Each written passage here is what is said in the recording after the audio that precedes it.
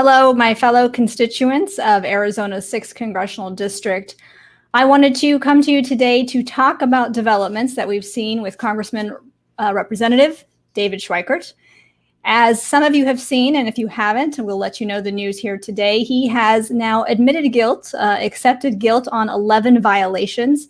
He has been under an ethics and spending, very important because it's more than ethics, investigation for over 2 years, about 2.5 years now. So today, this report has come out that he has admitted guilt. He has taken responsibility after all this time, after continuously denying these allegations. He has come out and said that he is taking accountability. What is interesting about this and what I wanted to go through with you today is that there's a lot more to the story than just that headline. We have to look at what these 11 violations are. We have to acknowledge the fact that he's been lying to us for 2.5 years. He said it repeatedly. I challenged him in 2018 on our debate, and he's lied to me directly there and to everybody that was watching. This has always been, to David Schweikert, a simple math and bookkeeping error. We knew that wasn't true, but now we have that clarity and we can move forward. The upsetting point is that he's been given simply what many of us would call, considering how many violations have occurred, a slap on the wrist. He has agreed to pay a $50,000 fine. And from that point, then he will be reprimanded by the House. They're expecting to have that public reprimand tomorrow in the House. We'll see if that occurs tomorrow. If we can find a live stream or anything of it, we will share that here. So stay on our pages. Make sure you follow and like the pages for that. But at the end of the day, he is allowed to keep his seat. He is still in this election in November, and we need to do everything in our power to unseat him. But I'm also today calling for him to resign.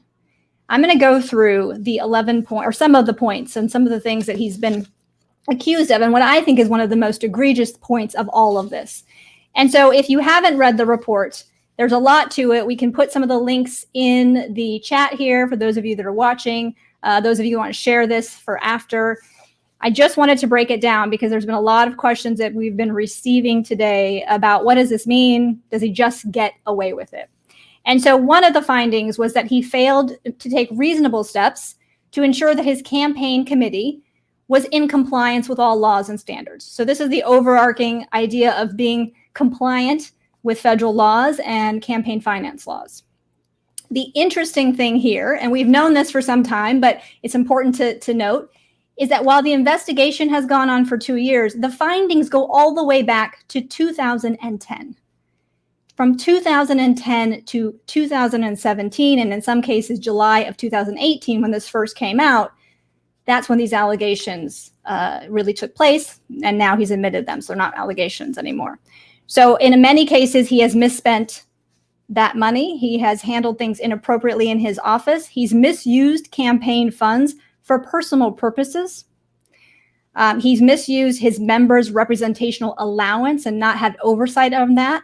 This is official funds. These are taxpayer dollars that go to our House members for their oversight and for their use. That has been incorrectly used. And he's pressured his office staff to do campaign work. The two need to have a firewall in between because one is campaign donations funded, one is public taxpayer dollars. And we have seen it time and time again where he has used and mingled those. And this is a bold statement for me to make, but we've seen it on our own end. We've been reached out to by members of his office and things that were, you can tell, trying to get campaign information. We've seen mailers go out from publicly taxpayer dollars from his official office that are only going out to certain members of his constituency. So that is one of the findings as well, is they've misappropriated those funds and also pressured his staff to do campaign work. There's been many people that have spoken on this case over the course of 2.5 years. We saw last summer over 400-page report came out. This has been such an ongoing investigation. I bring that up and I will say it repeatedly because this has been ongoing and we know now very clearly, I'm going to read you this part. It's been ongoing because Mr. Schweikert wanted it to be ongoing. So throughout the course of this investigation, Representative Schweikert made vague or misleading statements to the committee that allowed him to evade the statute of limitations for the most egregious violations of campaign finance laws. He slowed things down intentionally, is what the committee said and what the report says. He did this to delay and impede ISC's investigation. Those impediments were not only highly detrimental to the committee's work and the reputation of the House, they themselves are sanctionable as misconduct. By doing this investigation dragged on. So many of you have asked, so many of you have put this in comments over time, why is it taking so long? He did this intentionally to get himself out of further trouble. By doing that, he cost us all a lot of money. This is taxpayer dollars. So at the end of the day, he is getting away with it. He is going to pay a $50,000 fine. He will be publicly reprimanded. And I will tell you, he is the first member of Congress from Arizona to ever happen to. The last time someone was publicly reprimanded by the House was in 2012. He needs to go.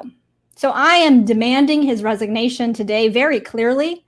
I am also fully aware, as many of you know how practical I am, that he is not going to resign, which means we must do everything in our power now that we finally have closure, we finally have this information, to unseat him.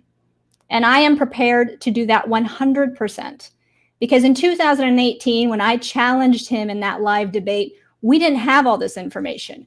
We didn't have all the counts. We just had a few counts, ethics investigation, and nothing more. The information began to trickle out after our election in December. Now we know, now we have much more to go on. Now this fight is truly ours.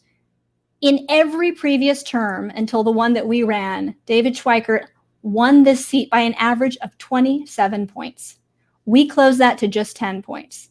We can do this. So I am here today to help you understand this, to take any questions, to tell you my view is that he should resign, and we will likely start a petition. But we are also knowing of how the GOP currently is, and how David Schweikert has been so dismissive of these allegations that he is not going anywhere. He has been campaigning. And so we need to fight this harder than ever before. So yes, Nancy is saying statute of limitations. He's definitely milked this to get out of that. And that, I think, is to me, that is the most telling thing. We've known a lot about the allegations that were at play. And taking accountability, if you ask me now, just really shows that you're maybe trying to hide something else. Why do it now? Why finally take this? It's because he was up for possible censure. That was also written in the report, that they considered censure, which is the next level up here. And they decided not to, mostly because he agreed to take this accountability and pay this fine. That's how egregious this really is. So I'm just reading the comments. I wanted to come to you today to bring you this information.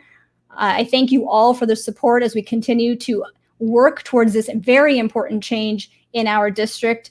This was a day of, insights. There's a part of me that's glad that we finally have closure to this investigation, but it is so infuriating to see him simply get off with a slap on the wrist. And so it is our job now to really make it known that David Schweikert's not welcome in this district. He doesn't represent our values. He's not fit to represent us when someone lies to his constituents for 2.5 years. So if there's not any questions, Mickey says she's going to do the resign dance. Yes, let's do it's like the rain dance, I think is what Mickey's saying. You know what? You never know what's going to happen, but we need to be prepared to fight until November. So thank you all. If there are questions, you can go ahead and email me directly, Anita@Anita4Arizona.com. We'll put some information out. I did send an email out, but we'll continue to give you information as it comes. And if you need to share this, please do. Please make sure people are educated that this is not just another DC politician with a little bit of problems. This is a serious incident which really affects us because it's our taxpayer dollars, and it's something that has gone on unnecessarily for someone that could have taken accountability. And all we are asking for is that. So thank you, everybody. Have a great afternoon and evening. And we have got to win this on Tuesday, too. So thank you for the support.